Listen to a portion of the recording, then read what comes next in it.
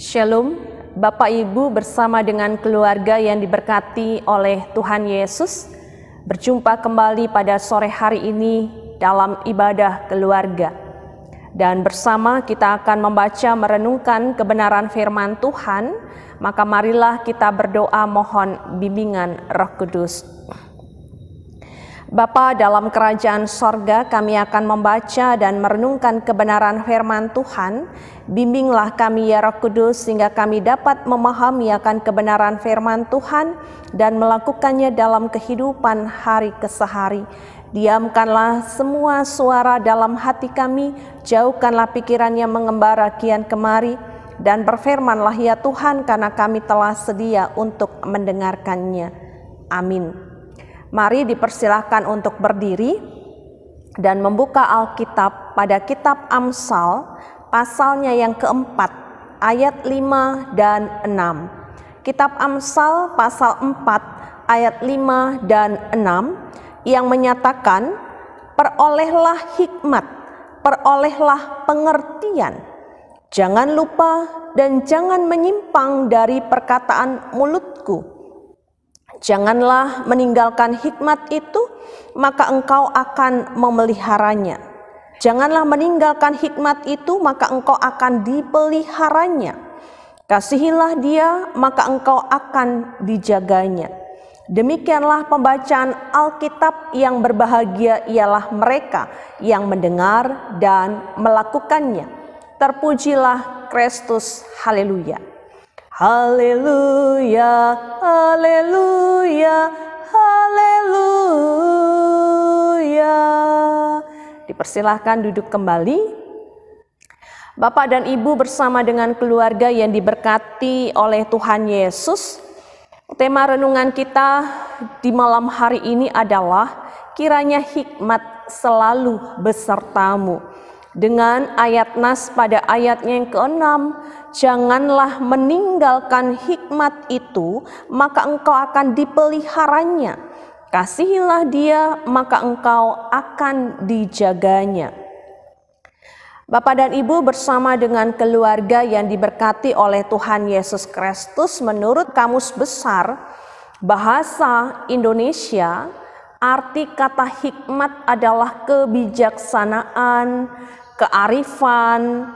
Oleh karena itu, di dalam kitab Amsal ini berisikan tentang kata-kata bijak. Bagaimana manusia bisa hidup di dalam keharmonisan bersama dengan Allah dan sesama. Tema utama kitab Amsal adalah hikmat sejati, mencakup rasa hormat kepada Allah dan sikap harmonis dengan perintah dan hidup harmonis dengan perintah-perintahnya. Di dalam Perjanjian Lama, hikmat selalu dikaitkan dengan Raja Salomo. Dan pada saat itu Raja Salomo adalah tempat bagi umat Israel untuk menimbang dan memutuskan perkara mereka. Sebelum Raja Salomo memerintah menjadi seorang raja, tentunya sebagai seorang ayah, Daud telah mempersiapkan Salomo untuk membangun bait Allah dan menjadi raja atas Israel. Oleh karena itu, kita bisa menyaksikan dalam kitab Raja-Raja, 1 Raja-Raja pasalnya yang ketiga, di sana kita menemukan arti hikmat itu sendiri.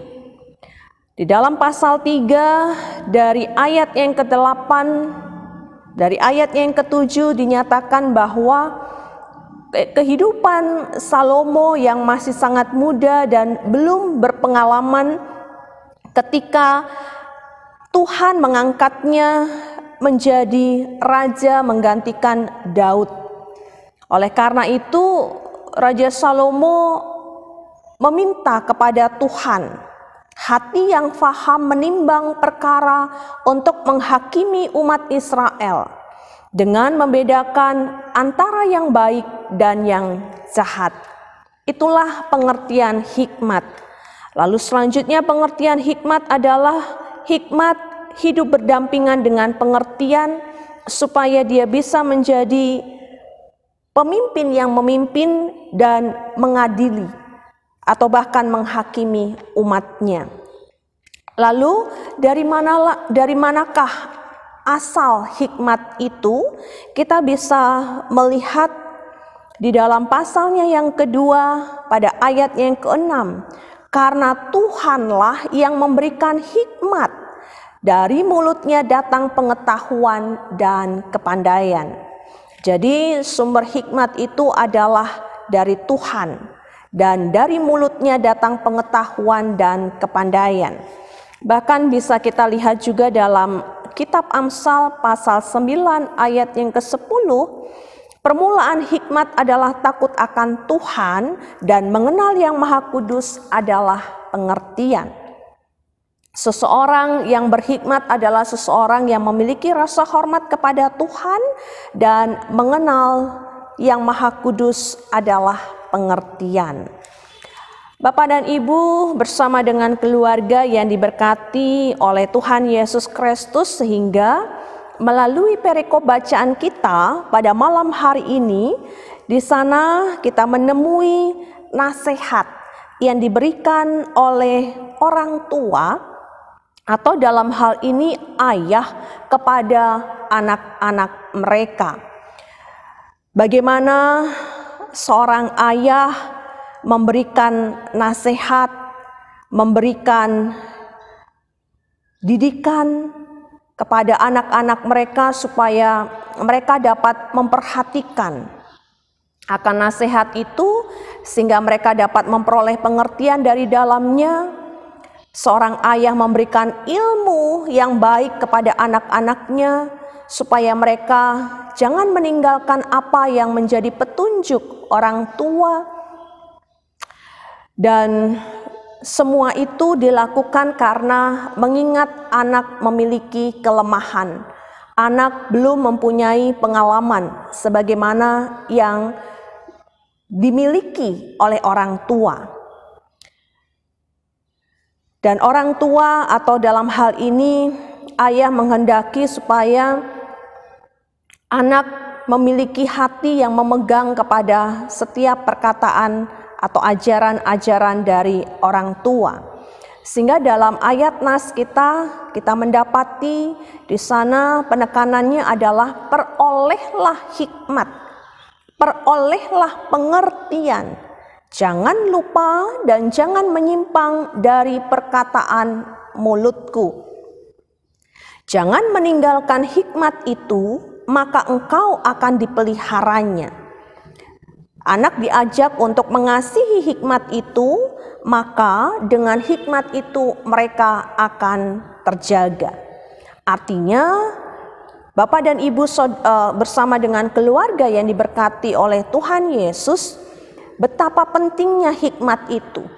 Kalau hikmat itu bersumber daripada Tuhan, pengertian itu bersumber daripada Tuhan, maka hendaknya anak-anak bisa mendapatkan pengertian, bisa mendapatkan akan kebijaksanaan dari apa yang menjadi nasihat orang tuanya, sehingga mereka jangan sekali-kali meninggalkannya, karena kehidupan mereka akan tertuntun dengan apa yang mereka lakukan. Bahkan Tuhan sumber hikmat itu akan senantiasa memelihara, menjaga akan hidup dan masa depan mereka.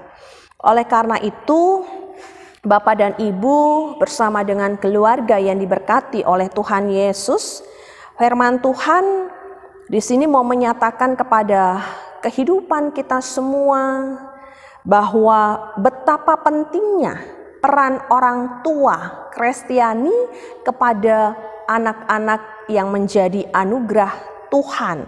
Sebagaimana pada saat itu Daud mempersiapkan Salomo untuk membangun bait Allah, dan sebelum dia menjadi raja atas Israel menggantikan kepemimpinan Daud, maka demikian juga kehidupan kita sebagai para orang tua untuk memberikan tidak saja pendidikan intelektual atau mempersiapkan mereka pendidikan intelektual yang baik sejak dini, bahkan bagaimana ketika di masa pandemi COVID-19 ini pun banyak orang tua yang berjuang supaya anak-anaknya bisa tetap melaksanakan pendidikan melalui sekolah online.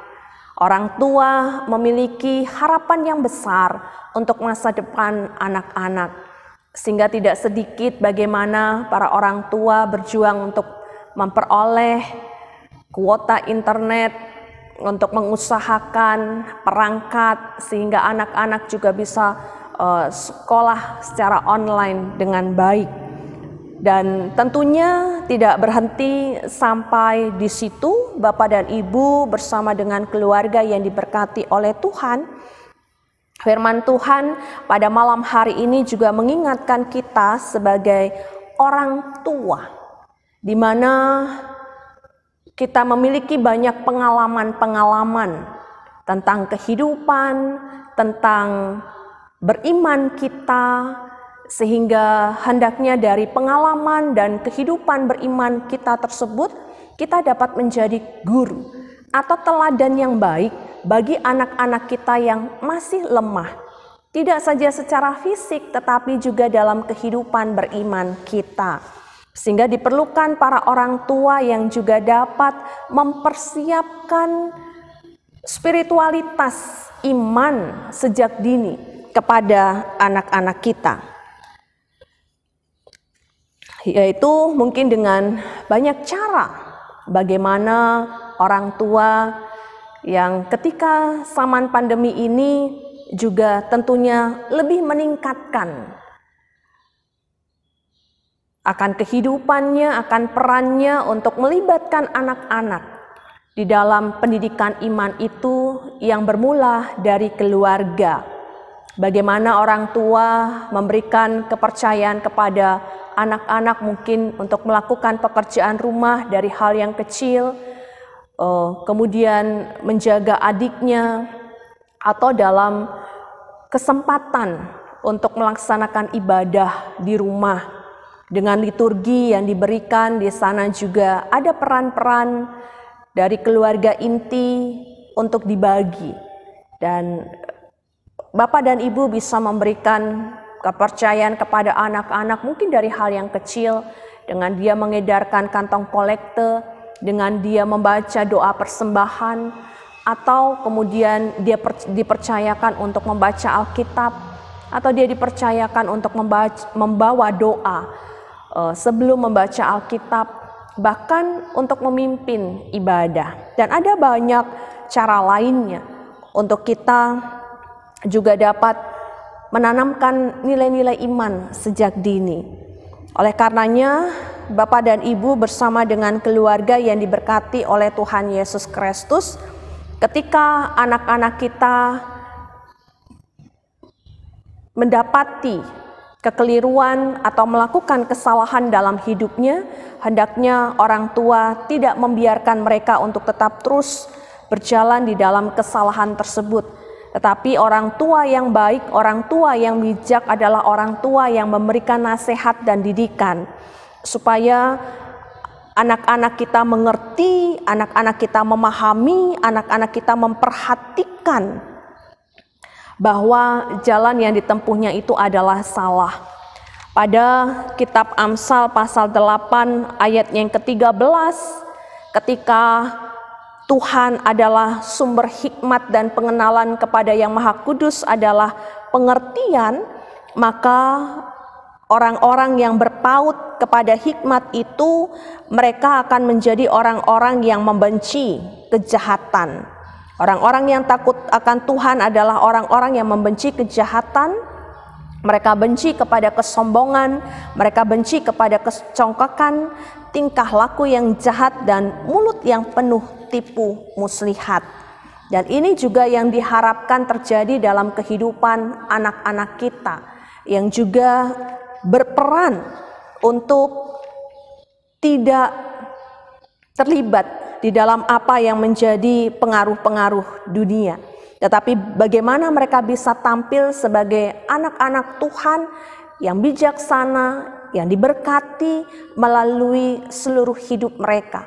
Bahkan ketika satu saat barangkali ketika mereka juga memiliki kerinduan untuk meraih cita-cita dan masa depan, mereka dirasa mampu untuk mandiri dan berada di tanah rantau, maka mereka juga akan bisa hidup di dalam kemandirian yang bertanggung jawab. Karena dari awal orang tua sudah membekali mereka dengan nasihat didikan berdasarkan hikmat, tuntunan yang asalnya daripada Tuhan. Dan hikmat itu selalu yang akan beserta dalam kehidupan anak-anak kita.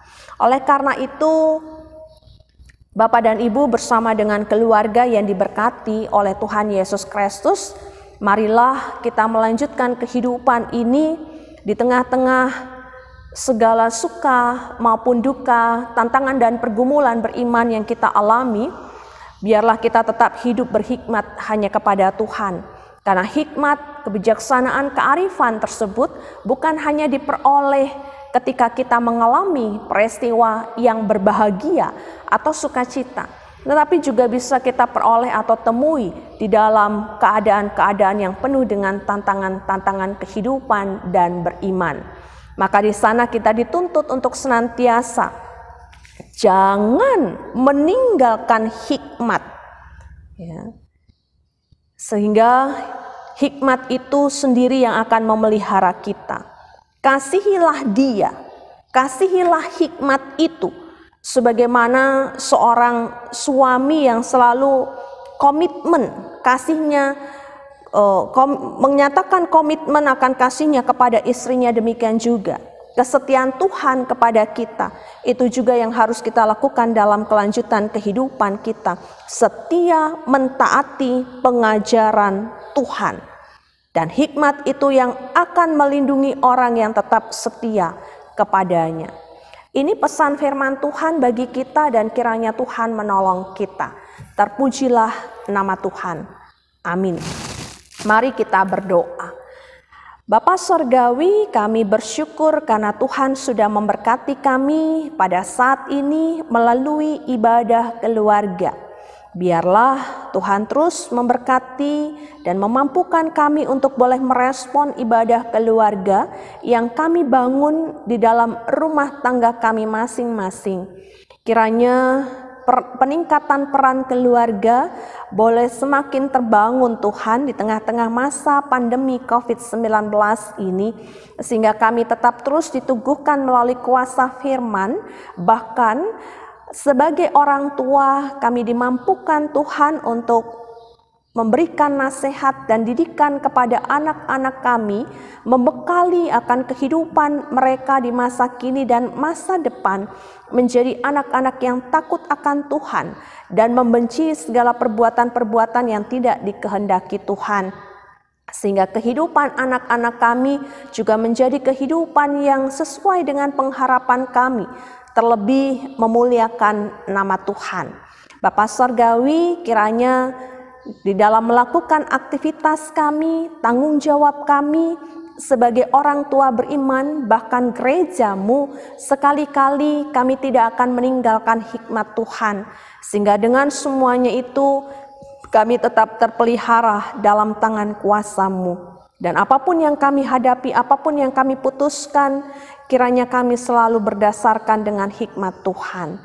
Bapa, sempurnakan ibadah kami pada malam hari ini dan kiranya Tuhan melayakkannya. Tuhan juga akan memberkati semua pengharapan dan kelanjutan kehidupan kami di hari esok. Biarlah Tuhan mendahului kami lewat kuasa Roh Kudus-Mu, sehingga apa yang menjadi rencana dan pengharapan kami berjalan sesuai dengan kehendak Tuhan. Diberkati akan penata layanan GPIB Jemaat Sumber Kasih Kendari. Diberkati bagi mereka yang mengalami kelemahan tubuh dan berbagai pergumulan yang lainnya. Kiranya di sana dalam hikmat dan kebijaksanaan yang asalnya daripada Tuhan, mereka boleh tetap mengandalkan Tuhan, dan mereka boleh melewati pergumulan ini dalam kondisi yang lebih baik. Terima kasih Bapa dalam kerajaan sorga. Lalu kami juga memohon kiranya Tuhan terus menopang akan kehidupan pemerintahan kami. Demikian juga masalah-masalah yang kami harus hadapi di tengah-tengah masyarakat. Biarlah gereja boleh tetap senantiasa ada dan menghadirkan damai sejahtera Allah. Dan Engkau juga berkenan memberkati akan pandemi COVID-19 yang terus menjadi pergumulan kami. Tuhan, tolong supaya kami juga boleh dimampukan untuk menekan atau memutus mata rantai coronavirus ini Tuhan, dengan mengikuti himbauan pemerintah dalam kesadaran diri yang penuh. Terima kasih Bapa dalam kerajaan sorga, kami akan membaringkan tubuh kami dalam istirahat malam.